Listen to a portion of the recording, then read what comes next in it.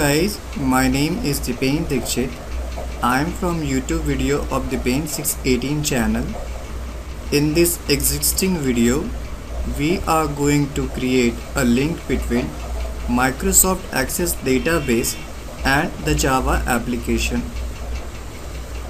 So guys, here we will not only learn how to create a link between the Microsoft Access database and the Java API, but also we will learn that how to fetch information from Microsoft Access in the Java application, or how to insert, delete, update the record existing in Microsoft Office Access with the help of Java application.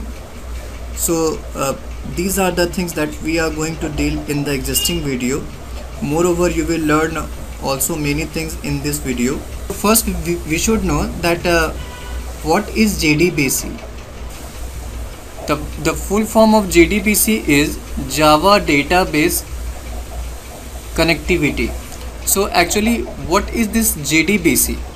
JDBC is simply a standard Java API. API means what? Application Programming Interface. And what is really the work of this JDBC? So this JDBC helps in creating a link between the Java application and your database. Application may be your Java applet, servlet, JSP and EJB. And if you talk about database, then we can have any database like MySQL, Oracle, MS Access, etc. So in this way you can say that JDBC helps in establishing a database independent connectivity between the Java API and the database. Okay, so here you have learned that what is basically the JDBC and what is the work of it. But guys, this JDBC not only help in creating a link between the Java application and the database, but it also helps in fetching record, inserting record and updating record in the database. So as you can read here, I have written here that JDBC not only help in making a connection, you can see that with the help of SQL query, but you should know that JDBC did such type of works with the help of only SQL queries. So you should have the prior knowledge of SQL language if you want to work with the JDBC. Now guys, we have learned that JDBC did this type of work, or it helps in linking, fetching, inserting, such type of things. But how this JDBC works? We know the work of it, but how it works?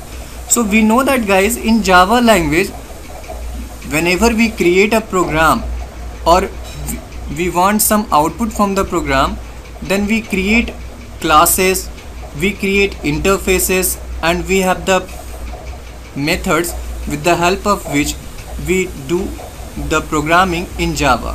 So here also guys, if JDBC is doing such type of activity, so JDBC is also doing such type of activity with the help of classes, interfaces and method also. So here you can see that in the last column that we have a JDBC library in the Java JDK. Means when you install the JDK of Java on your computer, then your JDBC library is also installed. And if you see here guys, that the JDBC library mainly it consists of java.sql and javax.sql. So these are the two different important packages that makes your JDBC library, and all the interfaces, classes and methods that is existing inside this java.sql and javax.sql helps the JDBC in executing its different work. And also guys, as JDK appears with different versions like 1.6.0 or 1.6.7, JDBC has also its different version. Like here, whatever the lab I will do, I will use the JDBC version of 4.0 as it is written here. So in this way you have learned that guys, what is really JDBC, what is its work, and how it works. So also guys, if you want to see that where that java.sql and that javax.sql exists, so I can make you view that if you go inside C drive program file, and here my Java is installed, and if I open this JDK 1.6.0 and I open this src folder, so here is your Java, and inside Java you have this SQL name folder, and inside this SQL we have lots of classes and interface through which the JDBC works. You can see here driver.java, driver manager.java, such type of things. In the same way guys, there is also javax, and inside this javax we have also this SQL, and inside this SQL we have lots of classes, interfaces, with the help of which your JDBC works and help in linking the database with Java application. So in this way you have learned that what is JDBC. Now guys, we will learn that what is ODBC, because here we are going to link the Java application with the Microsoft Access database with the help of DSN. Okay, so we should know that what really is ODBC, because we take the help of ODBC while creating a link between Microsoft Access and the Java API with the help of DSN. So guys, actually ODBC is also just similar to JDBC. It is not somewhat a different thing. Okay, but guys, if you see that here I have created one presentation. If you see here, then you can see here guys that ODBC is the full form of ODBC is Open Database Connectivity, and it is also an API, that is Application Programming Interface. But guys, the real benefit of ODBC is that with the help of ODBC you can link any application with any database. With the help of JDBC there was restriction that you can link Java application with any database, but if you talk about ODBC, then with the help of ODBC you can link any application like C, C++, Java, VB.NET with any database like MySQL, Oracle. So now guys, we will learn that how to create table in MS Access database. So you should have a Microsoft Office installed on your computer, and see here, go to the all program. Here is Microsoft Office, and here is the option of Microsoft Office Access. So you will click this Microsoft Office Access.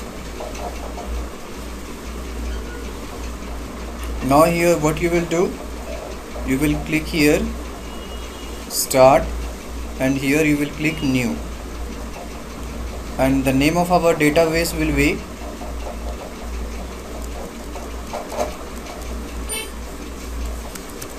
data1, and press enter. So now guys, your table has been created, and the name of your database is data1, and here what you do, you just right click this table1, and here you will click design view.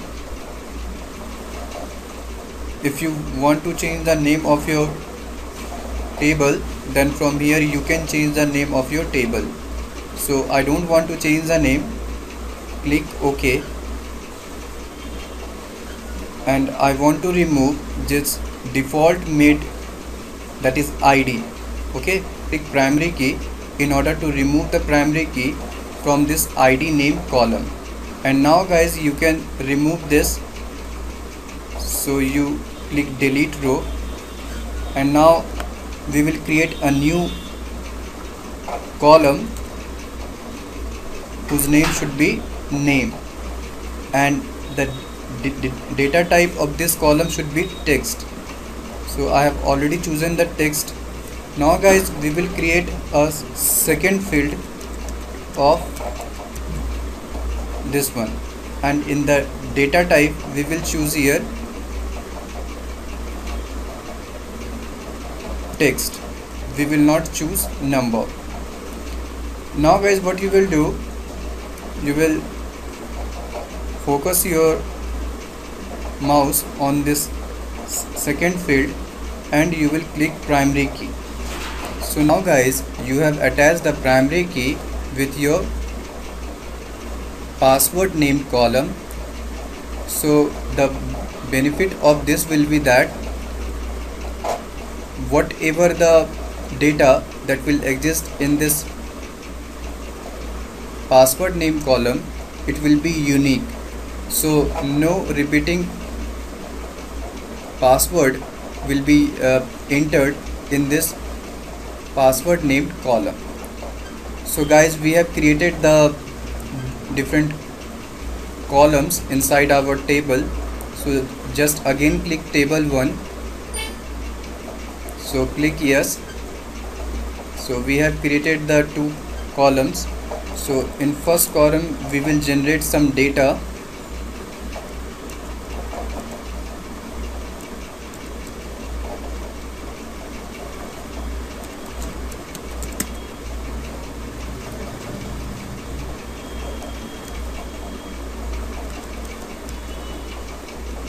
So in this way you will be creating the table and different column inside that table. So after creating it, you will save the changes that you have brought. So now guys, your data 1 named access table is by default saved in this document name folder. So here you can see that you have created a data 1 named MS Access. So in this way you will be creating your database. So now guys, we will create the DSN, or you can say data source name. So for creating DSN or data source name, what you will do, just right click your start, go to the properties, go to the customize option, and from here you will click this display on all program menu and start menu under this system administrative tool, and then you will click OK, apply, OK, and then you will choose this administrative tool, and here you will click ODBC. So you know that what is ODBC. Here you will click system DSN, click add, and here you will locate the driver of your Microsoft Office Access. So this is my Access driver, and click finish. Now you will give the name of your DSN. So it should be dip, and here you will click select. Now you will browse your MS Access database that you have created recently. So my MS Access database is existing inside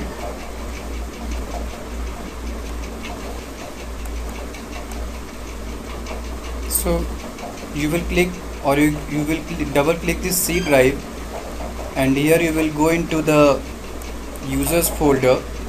Inside users folder you should see that what is the username. So administrator is the user through which we have logged into our computer. So you double click the administrator and you will go into the document. So here you can see that your data when MS Access database is existing. So you will choose your database and here you will click OK. So now you can see that the location of your database, that is data 1, is visible here. Now guys, just click OK, and here is also your DSN name is appearing, and click OK. So in this way you will be creating DSN. So now guys, we will learn something more about ODBC. So in the existing scenario, whatever the relational database that you see like Oracle, MS Access and MySQL, all these type of database are ODBC enabled database. So what ODBC enabled database means, it simply means guys that whenever these type of database applications are installed in Windows operating system, then their drivers are automatically registered with ODBC. So this is the reason guys that when you open ODBC from here itself, then you will find that if you choose the system DSN and click add, then here whatever the database application is installed on your Windows operating system, the driver of all those database application is visible. Like guys, in my existing Windows operating system, I have installed Microsoft Access and Oracle, these two different databases. So I will find the driver related to Oracle, I will find the driver related to this Microsoft Access, which I have already shown you. So these are the things. So these are actually the benefits of ODBC. Now guys, we have been saying about drivers. So actually what is driver and what is really the role of drivers? So actually driver is simply a program, or you can say it's simply an application that helps in creating a link between any application and the database. Without the help of driver, you can't create a link between application and the database. So now guys, we will see that the Java application that I have created for you, and with the help of which we will access the MS Access database, and we will do the insertion, updation and deletion, such type of activity. So see guys, I'm just running my Java application, and you should be aware about my Java application, otherwise you might get confused. So I'm running my application, and the application name is Ligin. Actually I have created a notepad file, and I have named that notepad file as ligin.java. So I'm running this Java Ligin. So here you can see that a login form has appeared in front of you, and here is your username. So I'm giving my username as Dipen and the identity as 123ABC, and I am clicking this login form. So I have clicked the login form. So here you have received the message of login success, and now we will click OK. So this is our main application Java form on which we are going to work. Through this small application form, we will be accessing the data from the Access database, we will be inserting the data, and we will be updating and further deleting the data from Access. So here you have seen the application on which we are going to work in this video. Now guys, we will see that what are the codes that is responsible for creating that login form. So we will take a very fast view of the code that is responsible for creating of login form. I am just opening my code which is responsible for creation of that login form. So it is existing inside this ligin.java named file, and here you can see guys that I have imported some like javax.swing, java.auth, java.auth.event and java.sql. You know that java.sql is mainly present in JDBC library, we have already discussed. Inside this ligin.java guys, we have only a single class, and the name of that class is Ligin, and it is extending JFrame class and implementing the action listener named interface. And inside this Ligin class guys, we have two methods and one constructor. So see guys, there is one constructor you can see, that is Ligin, and the two methods you can see here, that the one is your this action, and the second is your main method, as you can see the static void main string. Now guys, what I have done, I have created an object of this Ligin class. As you can see here that the TT is the object of Ligin class. So as this TT named object will be created, the constructor related to this Ligin class will run. So now we will focus on the constructor of this Ligin class. Now you can see, or you can take a very fast view of how to add labels, how to add text to the form, Here you can see the code for adding labels to the form. Here is the code for adding text field to the form. So here you can see that we have two labels, username and this one. Then we have used the two text fields. You can see here txt1, txt2, and here we have used the two buttons, which is login and the cancel button. Now guys, this is the code for creation of the Java login form. So here is the end of this constructor. So now guys, we are again starting our Java application, and you will open the DOS prompt, and here we will run that login.java. So I'm running here. So this is my login form, and just now you have read all the codes which is responsible for the creation of this login form. So what we do here guys, we write here the username, and here we give the remaining identity of the user 123 ABC, and we click login. So guys, when we click login, then what happens?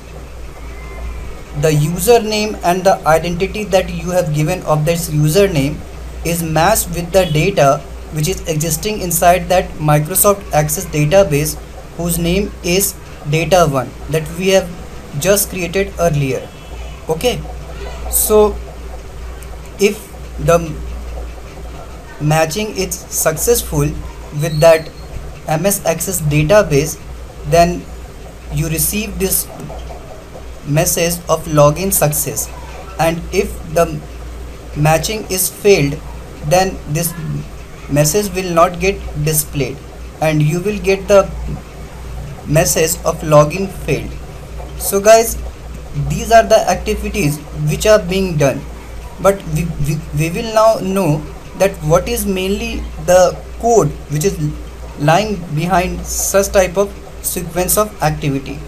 So guys, we will again open our login.java, and now we will focus, or we will concentrate on the main subject of this video, means that is the database linking between the Java application and MS Access.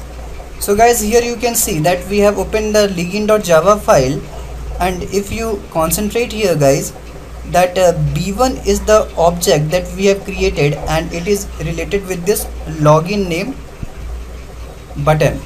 And moreover guys, you can see here that we have created the object reference variable JButton B1 here, and we have created the object of B1 just inside the constructor, and we have added it to the form. So when the user click login, then the action listener, means as we have added the action listener to this B1, so when the user gives the username and identity, and after giving the identity, if the user click that login, then this method whose name is action performed, this method gets activated, because we have already attached the action listener to this B1. And after activation guys, here you can see that we have created a object reference variable AE of the action event, and inside this method guys, we have created the if and else if block. Like here you can see there is one if block, and just below it here guys, you will see here that we have another else if block, and then we have the close of this method, which is action method. Okay, so here we now the control will come here itself, and here if you see that guys, that if ae.getSource method, so actually getSource method is the method which is existing inside this action event class. So if this ae.getSource returns B1, so we already know that B1 has activated this action method, so B1 will be existing inside this AE named object reference variable. So obviously guys, this ae.getSource will be returning B1, and so this if block will return you the true value, and after returning the true value, you can see that inside this if block we have the try and catch block. So if you see here that here is your try, and if you go somewhat down here, then here you can see the catch block. So inside this if block we have used the try and catch block, and inside this try and catch block we have done all the codings which is responsible for the verification of the identity of the users. Okay, so see here guys, the first statement that you are seeing, con equal to driver manager dot get connection, this statement, this single statement is responsible for creating a link between Java application and the MS Access database. So see guys how this single statement is creating a link. So here guys we are seeing the con object. So this con object is the object of this connection named interface that we have created here in the class scope. Okay, so if you focus again here guys, then con equal to driver manager. So driver manager is a class, and get connection method is a method which is existing inside this driver manager named class. And inside this method we have one argument that you can see.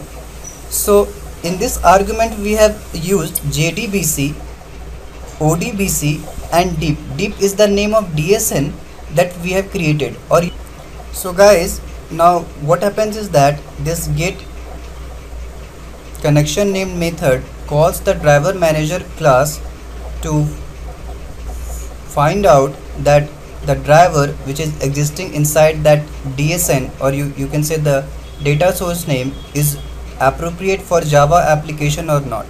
Or you can say that this driver manager finds that whether this Java application will be able to link with the MS Access database with the help of that driver or not. So in this way this driver manager help in verification of the appropriate driver which can be helpful or responsible for creating the link between the Java and the MS Access database. So driver manager will not be responsible for creating a link between the MS Access and the Java application. It is only responsible for finding out the appropriate driver which will be helpful in creating a link between the application and the Access database or any database. This is mainly the work of your driver manager. And the work of driver, or you can say the driver which is just provided by the MS Access database itself, is to create the link between your Java application and the MS Access database finally. So now guys, we have successfully created the link between the MS Access database and your Java application. Now we will focus on our second statement, that is stmt equal to con.create statement. So here guys, stmt is the object of statement name class. If you go at the top of this file, then here you can see guys that we have created a object reference variable stmt of this statement named class. Okay, and remember guys, this con, stmt, rs, all these type of objects, or you can say all these three classes, they throw exceptions.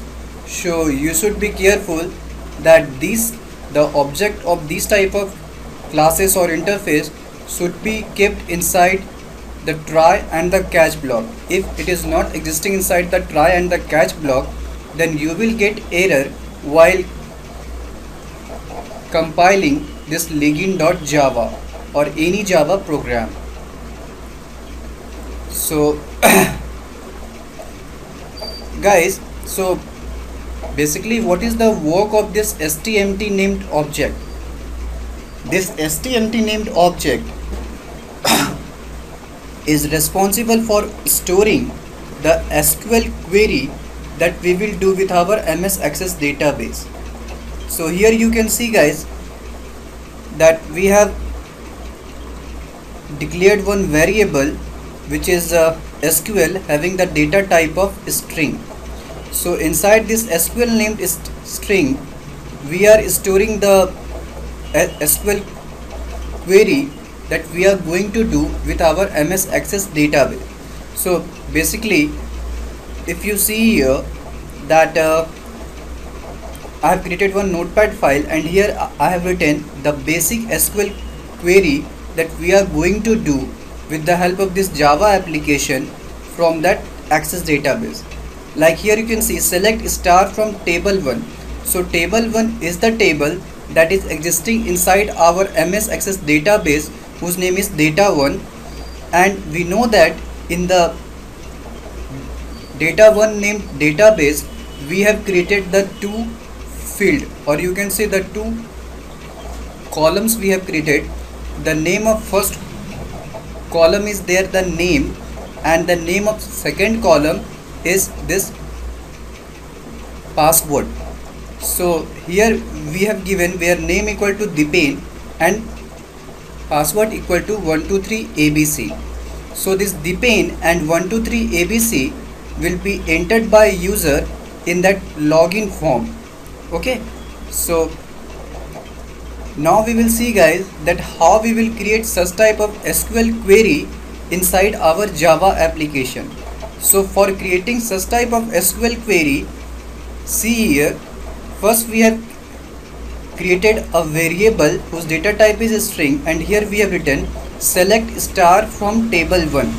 So up to this we have just finish the work up to this.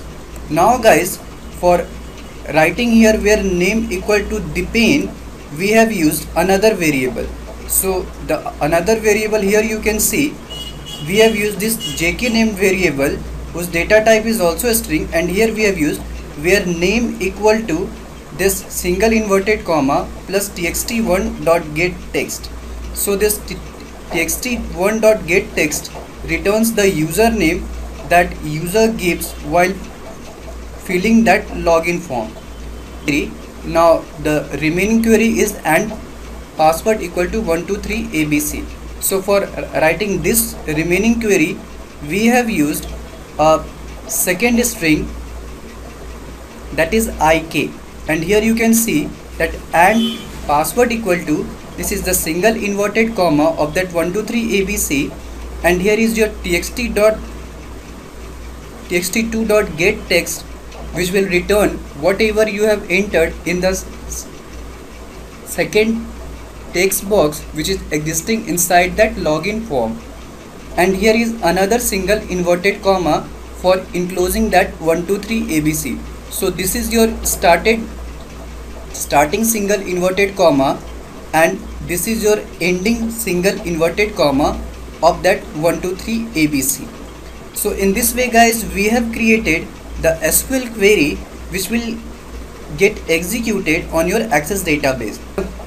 rs equal to stmt dot execute query, and here we have used that SQL name variable as an argument. So basically this execute query name method is existing inside the statement named class, and with the help of this execute query method we are just transferring the SQL statement from Java application to that MS Access database, and after reaching MS Access database, that SQL query will get executed, and if there is any row which is fulfilling the request of that specific SQL query that we have made with our MS Access database, then the reference of that specific row will be returned and it will get stored in this rs named object. So guys, this is how the things takes place. But guys, there may be a chance that whatever the query you have made, so there is no row existing inside that database to fulfill your request. So at that moment what will happen is that this statement dot execute query named method will return a null value to this rs object. So this rs object will store null value if there is no row existing inside that MS Access database for which you have created the SQL query. And now guys, there is a next method which is existing inside the result set class. So we have here given that if rs.next, so this rs.next method will return true value only when this rs will be having the reference of any row which is existing inside the MS Access database. And if this rs named object is not having any reference of any row, means this rs is having the null value, then this if statement will not get executed and this else statement will get executed. So now guys, we will see that if this rs.next returns the true value, then you will see a message dialog box of login success, and whatever the link that you have opened, that will close. Means we will close the statement class, we will close the connection class, all this type of class will be closed. And finally what we will do, we will close the login form, or we will quit the login form with the help of this dispose method. Okay, and finally guys, what I have done, I have created another Java file named client.java that you can see, and inside this client.java we have a class named client. So the object of that client class is called inside this login.java. So here you can see that after the verification of username and its identity, and after the closing of this login form, this client class, or you can say the student form, will get opened as the object of this client class is created here. So this was the sequence of activity that will take place if this if statement returns you the true value.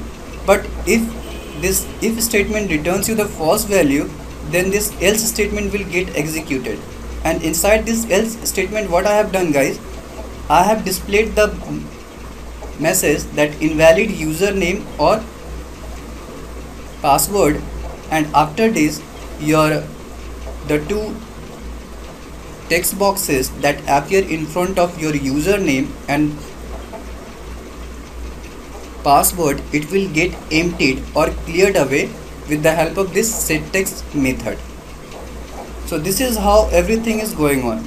Now guys, I want to make you aware one thing more guys, that if I write here Java login, then guys, this is your txt1 and this is your txt2.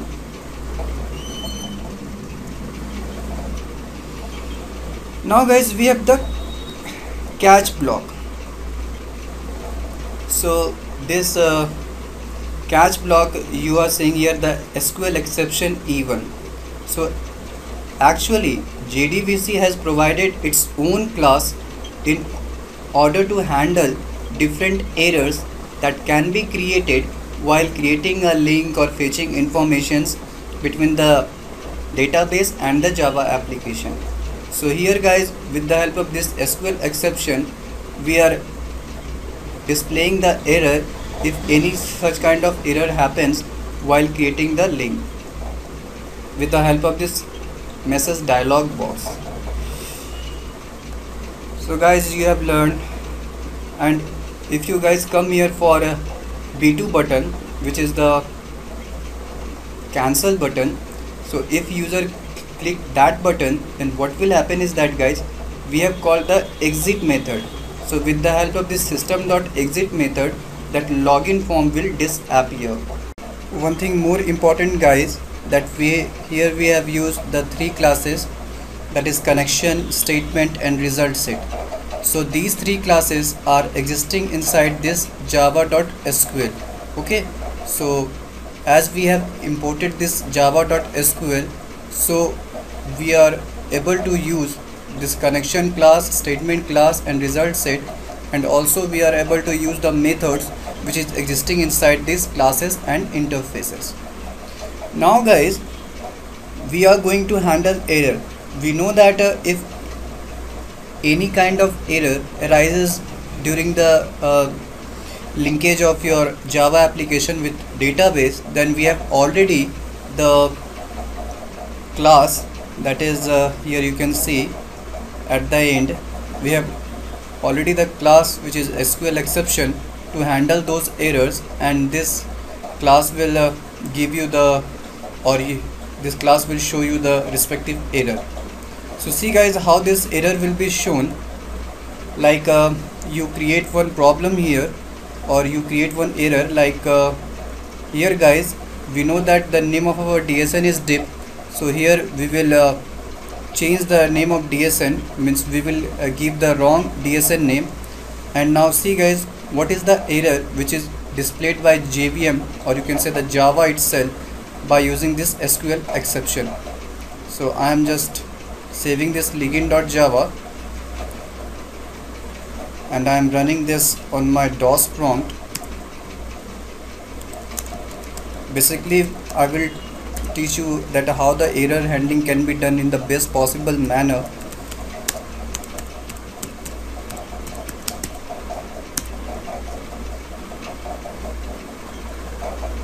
So we have compiled our Java that login.java, and now we will run this login.java.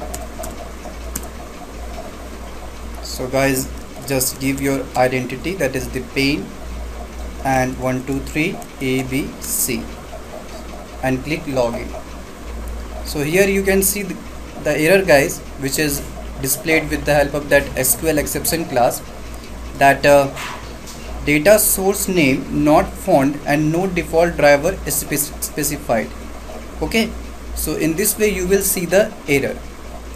Now guys, if you want to create your own error which would be quite user friendly with you, and you can easily trace that mainly what is the error due to which your Java application is not running properly.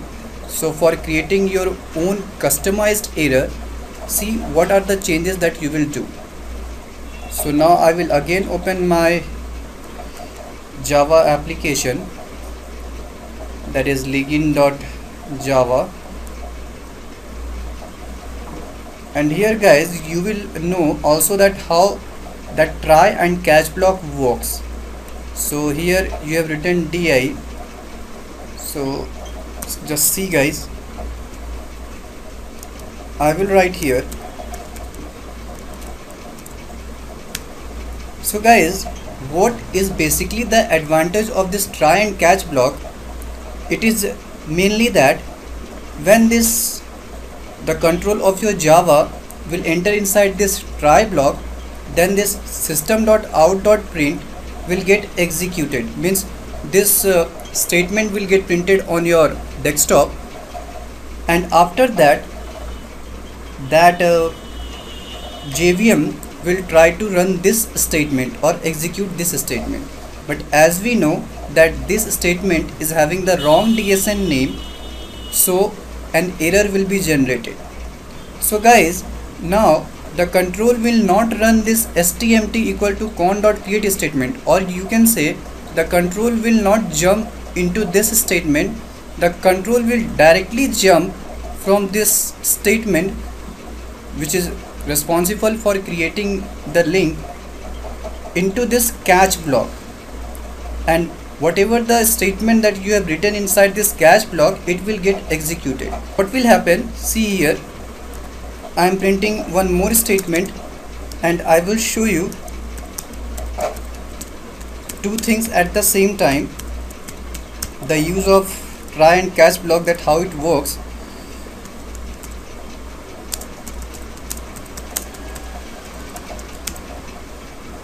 Because we know guys that while creating a link between the Java and database, we receive many errors because there is a chance of creating error at many places. Like here, if you have given the wrong DSN name, like also here guys, if you have created wrong SQL query, means you have created some mistakes while creating SQL query, then in this way guys, you can check that where the main problem is appearing. So mainly guys, whatever the existing lab that I will show you now will help you in order to trace the exact point of error in your Java program. So just watch it. So guys, I have written here the toPrint statement, and see guys, when I run this program, then see the effect of it. So I'm saving it, and at the present moment I have given the wrong DSN name, so remember that. And I'm just compiling my ligin.java, and I'm again running this ligin.java.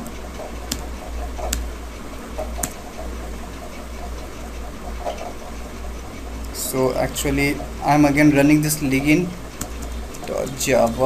and press enter. So guys, you are getting the login form.